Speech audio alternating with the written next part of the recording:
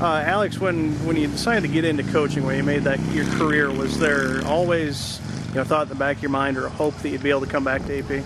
It was always kind of a hope of mine. You never know how things are going to work out, and I had no idea in my life when I'd be back, but I always thought there was an opportunity. I'd try to take it, and obviously it worked out that way. And you kind of always think, when you come back here, you'll be an assistant under Coach Thomas for sure. But as it is, I'm back here and in charge now, and it's great to be back home.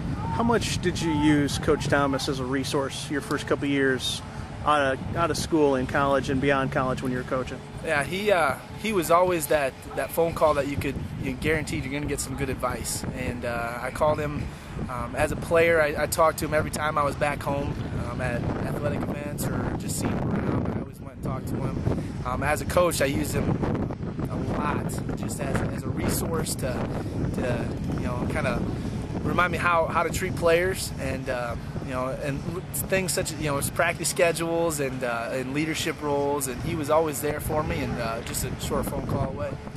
Of the things that he taught you, what are the most important things that you're trying to do as you're now the head coach here? Probably the top two are focusing on doing things right. Number one is doing things right, not just myself, but trying to teach our kids to do the same thing. And number two, as a coach, for me, would be how to treat my players.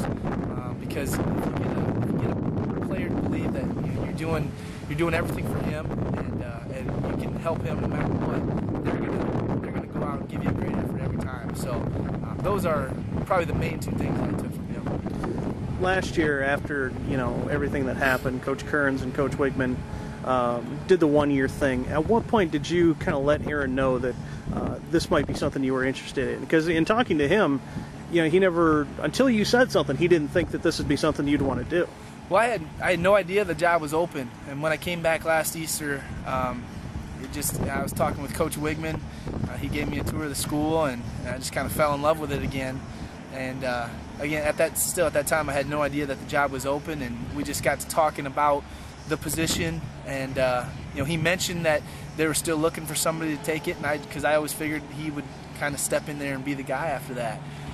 He said he didn't want to be the head guy, and so it kind of got, I got the thought that this might be the move that I wanted to make, a little closer to home, and getting back in the situation that I love to be in. And after that, it just kind of worked out, and everything moved pretty fast.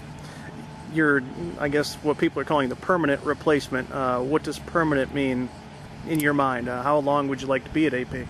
I'd like to be here for a very long time. It's home. The kids work tremendously hard. The coaching staff is great and very knowledgeable, and just the community support is second to none. Has it really set in your mind that tomorrow night you're going to be taking that team out on the field as the head coach? I think it'll really set in tomorrow on game day. I haven't really slept great the last couple nights, but there's still that thought in my mind that that tomorrow is the day. Tomorrow is the day we get after it, and we get to see all the hard work that we've put in so far. So I'm very excited about that. What kind of emotions are you going to be feeling when you take the team out there? It's going to be a mix.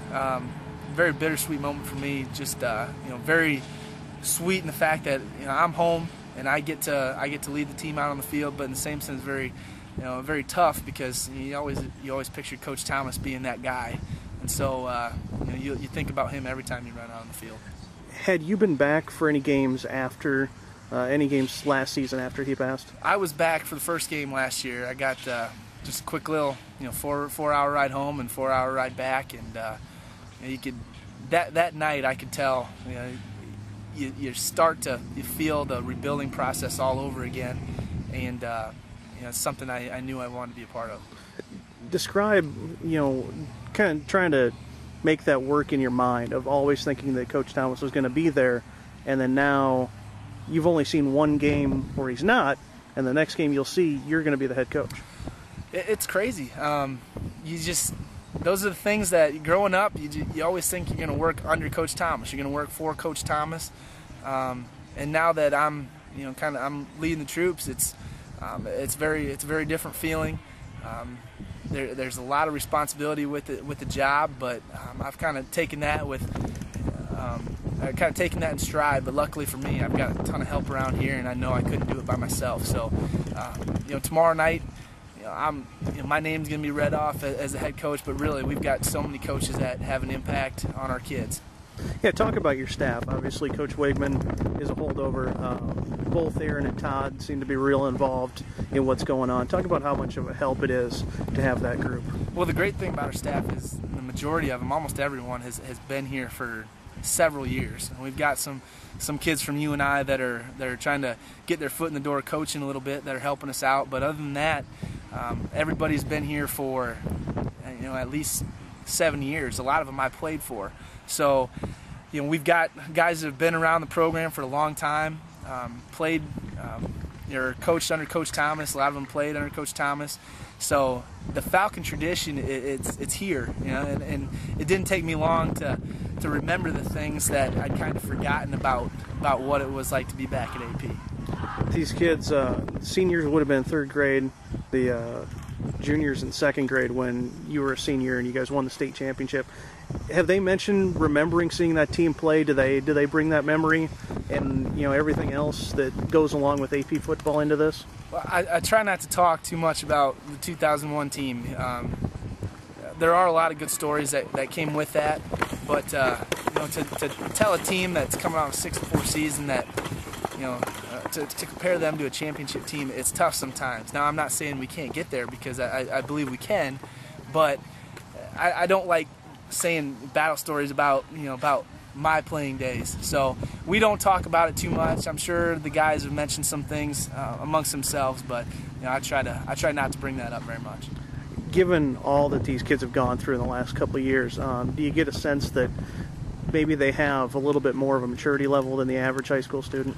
I think so, and it's tough because you want to come out here and have a lot of fun, but it's been a while since the kids have really been able to let loose and have a lot of fun on the football field. So that's something that we concentrate on, and it's different saying that, but we work on having fun. So who knows how it'll work out? Who knows how much fun we'll have tomorrow night on the field? I hope our guys are running around laughing and having a good time like I did as a player, but it's something that we got to continuously work on.